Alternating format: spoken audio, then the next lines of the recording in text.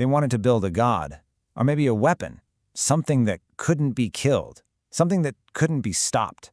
Well, they got their wish. But they never bothered to ask what happens when the weapon decides it's done being a tool. This is what they called the evolution ritual.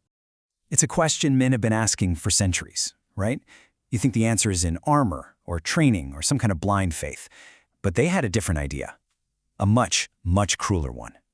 They believed that to make a man unbreakable, you first have to break everything that makes him a man. For me, it all began in a room. Just a room. A cold, empty space that was designed to be the first circle of hell. My crucible. Picture this. Concrete walls, no windows, nothing to sit on, not a drop of water, not a crumb of food. And we weren't alone. There were 50 of us, 50 men packed into this box. All of us shared one thing in common. We were part of their little experiment, and there was only one way out. The rule was so simple it was insane. 50 of us went in, only one of us would ever get to leave. That was it. No other options. The door we came through was sealed shut, and it would only open again when 49 of us were lying dead on the concrete floor. At first, nobody moved. We just looked at each other. But you can't reason with biology. Hunger starts to talk to you. Thirst screams. And soon enough, you could see it in everyone's eyes. The confusion was gone. Now it was just calculation. I swear you could taste the fear in the air. It was like metal. And then it started. I don't know who threw the first punch. It doesn't matter. It was like a switch was flipped. Suddenly, the entire room was just a storm of fists and feet and teeth. There were no sides. There was no plan. It was just every man for himself, in the most literal, brutal way you can imagine. You want to know what it's like? There's no honor in a fight like that. None. When your body is starving, you don't think about what's right. You only think about survival.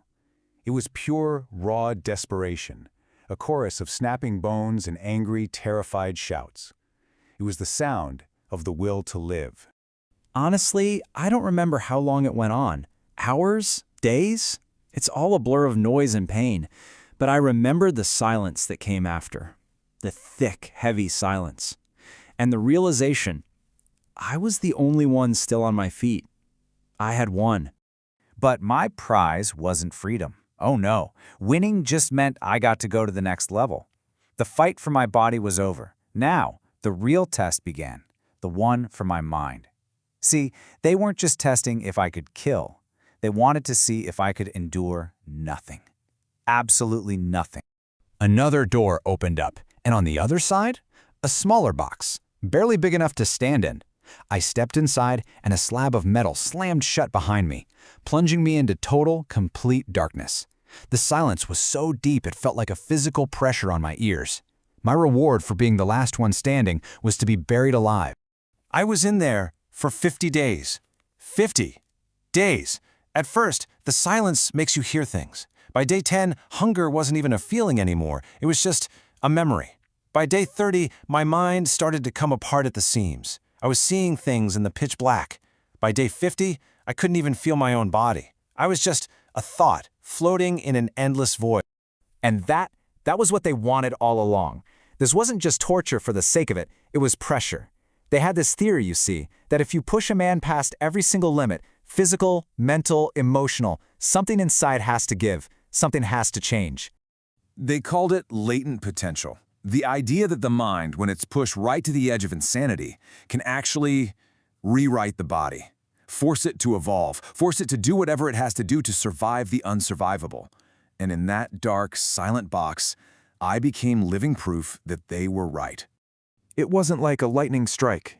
It was more like a slow, deep crack spreading through the very core of my being.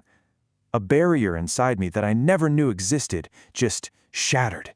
And all the pain, the hunger, the madness, it all became fuel. I felt it rushing in, unlocking something raw and powerful. When that door finally opened 50 days later, the man who walked in was gone. He was dead. What walked out was the result, the purpose of the whole ritual. They asked how you forge an unkillable man, and the answer is me. I am the one who stood when 49 others fell. I am the one who stared into that black void until the void was the one that blinked. I am the one they shattered into a million pieces, only to watch me rebuild myself into something they could never, ever control. That's what they called their little project, the Evolution Gauntlet, a fancy name for the hell they dragged me through, the process that burned away the man I was and left this. And you know what? They got exactly what they wanted. Standing there in the light, I could feel it. My body, it was listening to me. I grew. My bones became harder than steel. My muscles swelled. It felt like my veins were pumping pure power. I was more. They gave me a name, a file designation, a word to label their grand success, a name that I promise they will live to regret, Kente. They forged me in fire and darkness to be their perfect weapon. And they succeeded. Oh, they succeeded. But they made one fatal mistake.